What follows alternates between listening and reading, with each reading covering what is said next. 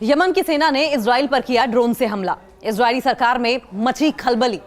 Israeli media के मुताबिक Yemen से इजरायली कब्जे वाले इलाकों में 4 ड्रोन दागे गए हैं, जिनमें से एक ने रेमन हवाई अड्डे के टर्मिनल को निशाना बनाया।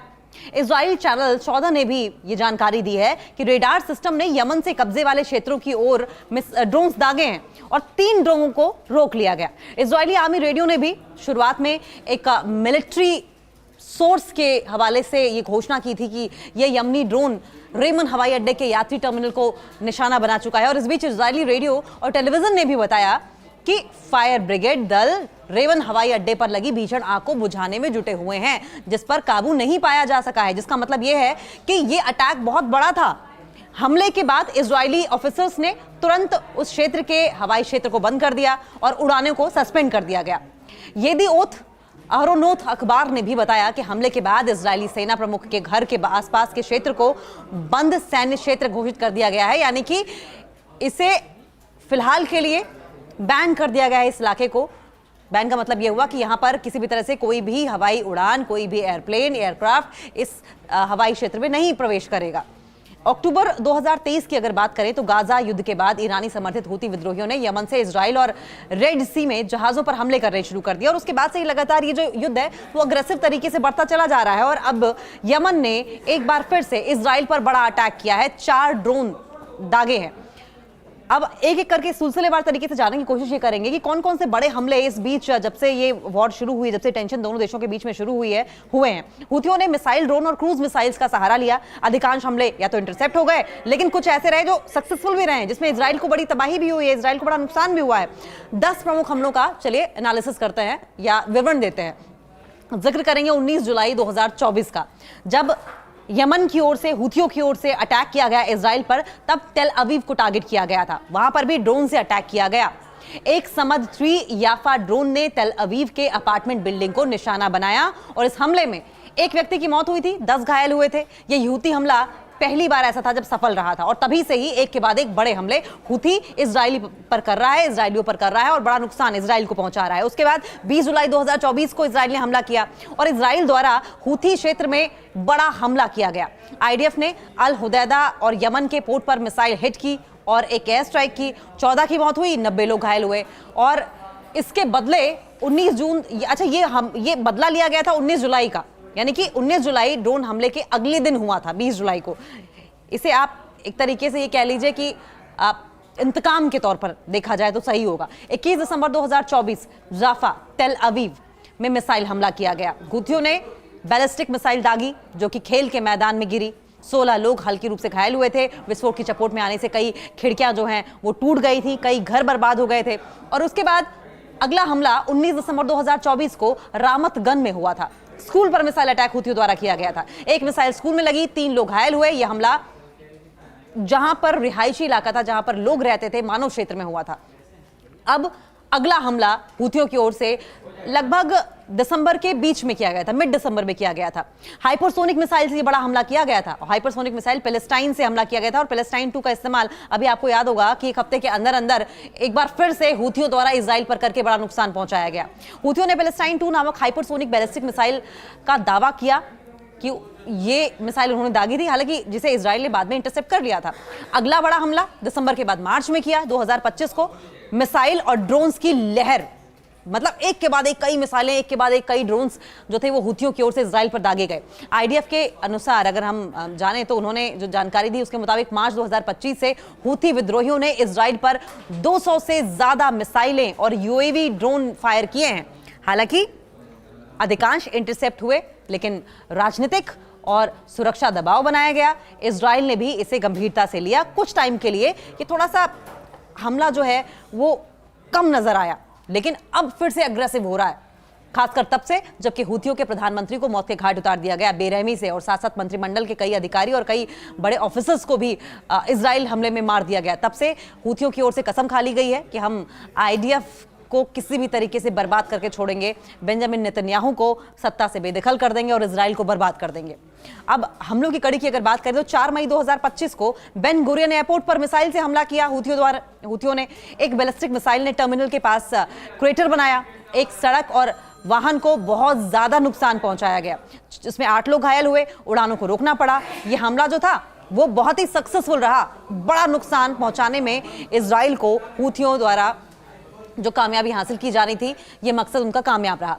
और उसके बाद फिर 1 से 7 जुलाई 2025 लगातार हमले, हर दिन हमले हुए और इनका फिर जवाब भी मिला। देखिए, ऑपरेशन ब्लैक फ्लैग इस्तेमाल किया गया, शुरू किया गया ये ऑपरेशन। हूथियों ने Ben Gurion airport, Ashdod, Ashkelon port of Eilat और भी ऐसी कुछ इंपॉर्टेंट प्लेसेस थी जहां पर अटैक किया। मिसाइलों से सिर्फ अटैक किया ही, साथ साथ यूएवी हमले भी किए। इजराइल ने यमन में हुदैदा, रस इसा दरअसल सलीफ और रास कनातिब पोर्ट पर, पावर प्लांट्स पर एयर स्ट्राइक्स किए। हमलों की संख्या कई ज्यादा बढ़ गई और बहुत सारे हमलों के एयर स्ट्राइक्स की खबरें आने लगी। और उसके बाद अगला हमला हूथियों ने इजराइल पर सितंबर 2025 में किया। क्लस्टर बम मिसाइल और शहरी क्षति। क्लस्टर बम, एक साथ कई सारे बम गिराना, और वो भी रिहायशी इलाकों में, और सिटीज को टारगेट किया हूथियों ने क्लस्टर बम वॉरहेड वाला मिसाइल छोड़ा, जिसमें एक मुनिशन के घर के यार्ड में ये गिरा। थोड़ी बहुत जरूर इसमें क्षति हुई, लेकिन उसके बाद फिर अगला इन्होंने सितंबर 2025 रामून एयरपोर्ट पर ड्रोन हमला किया। एक ड्रोन रवानी से रामून एयरपोर्ट की आवागमन हॉल में जाकर लगी और उसके बाद फिर एयरपोर्ट को काफी टाइम के लिए बंद करना पड़ा। न जाने कितनी उड़ानें ऐसी थी जिन्हें सस्पेंड कर दिया गया। एक व्यक्ति इसमें घायल भी हुआ था और कुछ रिपोर्ट्स तो ये भी कहती हैं कि एक व्यक्ति नहीं बल्कि 3 व्यक्ति घायल हुए थे। यह हमला बहुत ही महत्वपूर्ण था। महत्वपूर्ण इस लिहाज से था कि इसके पहले एयरपोर्ट्स को, खासकर आवाजाही वाले या ये कह लीजिए कि सिविलियंस के जो एयरपोर्ट इस्तेमाल किए जाते थे, उन पर हूथी द्वारा अटैक नहीं किया गया था। तो कुल मिलाकर अगर अब देखें तो हॉस्पिटल, स्कूल्स, रिहायशी इलाके, मिलिट्री बेसेस, एयरपोर्ट्स, सबको हूथी टारगेट करने लगे थे। हूथियों की स्ट्रेटेजी में चेंज दिखाई देने लगा है और यह भी बड़ी वजह है कि इजराइल इस वक्त घिरा हुआ नजर आ रहा है। अब अगर हूथियों के अटैक का हम मोटिव समझें या पैटर्न समझें तो हूथी कई तरह के हथियार इस्तेमाल करते हैं। ड्रोन, मिसाइलें, क्लस्टर बम इस्तेमाल कर रहे हैं, जिससे कि सावधानी और सुरक्षा के स्तर भी बढ़ाए गए हैं। यानी कि हूथी खुद भी अलर्ट हैं। और अगर हम उनकी सक्सेस रेट और अनसक्सेसफुल टारगेट्स की बात करें तो ज्यादातर हमले या तो इंटरसेप्ट होते रहे हैं, लेकिन कुछ में सफलता मिली है, जिसमें इजराइल को काफी नुकसान हुआ है। जैसे तेल अवीव का ड्रोन हमला जो था, जाफा मिसाइल जो बरसाई गई थी, बेन गुरियन एयरपोर्ट पर बड़ा सा क्रेटर बना और रामून एयरपोर्ट पर ड्रोन हमला किया गया। ये हमले जो थे बहुत ही सक्सेसफुल रहे थे। इजराइल की अब इस पर रिएक्शन क्या था? देखिए, हमलों के जवाब में इजराइल ने यमन में एयर स्ट्राइक की, पोर्ट और इंफ्रास्ट्रक्चर पर भी एक्शन लिया, जिसमें कई मौतें हुई थी और काफी नुकसान भी हुआ था। अगर हम भूमध्य सागरीय और रेड सी के प्रभाव की बात करें तो हमलों ने समुद्री मार्गों और वैश्विक व्यापार को भी काफी हद तक प्रभावित किया है, जिससे कि लागत और बीमा प्रीमियम में भी वृद्धि हुई। हालांकि इस विषय पर विस्तार समिति बनाई गई है और विस्तार से चर्चा करने का विषय है, लेकिन अगर हूथी के हथियारों की बात करें, रणनीति की बात करें, क्योंकि उनके हथियार भले ही कितने ताकतवर हो ना हो, उनकी रणनीति बहुत ही ताकतवर है, या फिर वो इस तरह की रणनीति का इस्तेमाल करते हैं जिससे कि आईडीएफ को या इजरायली सैनिकों को वो मात दे पाते हैं। चाहे वो समुद्र की बात करें, आसमान की बात करें, धरती की बात करें, वो गुरिल्ला वॉर में बिलीव करते हैं। मारो, भाग जाओ, अटैक करो, छुप जाओ। मिसाइल और ड्रोन, हूथी उन्नत मिसाइलें इस वक्त इस्तेमाल कर रहे हैं, जैसे बैलिस्टिक, क्रूज और हाइपरसोनिक मिसाइलें, और ड्रोन का भी इस्तेमाल करते हैं जो इजराइल के शहरों और एयरपोर्ट को निशाना बनाते हैं। अब हम छुपे हुए हमले का जिक्र कर रहे थे। कई हमले या तो रात में किए जाते हैं हूथी की तरफ से, या फिर सीक्रेटिवली अंजाम दिए जाते हैं, गुप्त तरीके से किए जाते हैं, ताकि इजराइल के रक्षात्मक सिस्टम को नुकसान पहुंचाया जा सके, वो इस चीज को भांप भी ना पाए। अब टारगेट्स की भी बात करेंगे, मोटिव्स की भी बात करेंगे हूथियों की। नागरिक क्षेत्र को टारगेट किया जाता है, एयरपोर्ट्स को टारगेट किया जा रहा है, पोर्ट्स को टारगेट किया जा रहा है, और इंफ्रास्ट्रक्चर पर हमले करके इजराइल को अनस्टेबल करने की कोशिश की जा रही है, डिस्टेबलाइज करने की कोशिश की जा रही है। अब सवाल ये कि क्या ये जो टेंशन है, ये संघर्ष है, ये इसी तरीके से बढ़ेगा? देखिए, अभी तक दोनों पक्ष लगातार एक दूसरे पर अटैक कर रहे हैं, अटैक का जवाब दिया जाता है, रिटेलिएशन देखने को मिलती है, और इंटरनेशनल लेवल पर भी अब इस टेंशन पर, इस संघर्ष पर नजर रखी जा रही है, क्योंकि ये क्षेत्रीय सुरक्षा, ये रीजनल सिक्योरिटी, सेफ्टी, और अगर इंटरनेशनल लेवल पर देखें तो वैश्विक समुद्री व्यापार, सी के थ्रू जो ट्रेड किया जाता है, उसको बहुत ज्यादा प्रभावित कर रहा है। अब जिस तरीके के हालात लग रहे हैं, युद्ध जैसी स्थिति तो है ही, लेकिन क्या भविष्य में कोई और बड़ा युद्ध हो सकता है? ये युद्ध जो चल रहा है वो और अग्रेसिव हो सकता है, या फिर कोई तरीका है कि डिप्लोमेटिक तरीके से इसका सॉल्यूशन निकाला जा सकता है? ये राजनीतिक घटनाक्रम पर ही निर्भर करेगा, और इस बात पर निर्भर करेगा कि दोनों ही पक्ष आपस में बैठकर क्या पीस वार्ता या शांति को लेकर, सीज फायर को लेकर बात करना चाहते भी हैं या नहीं।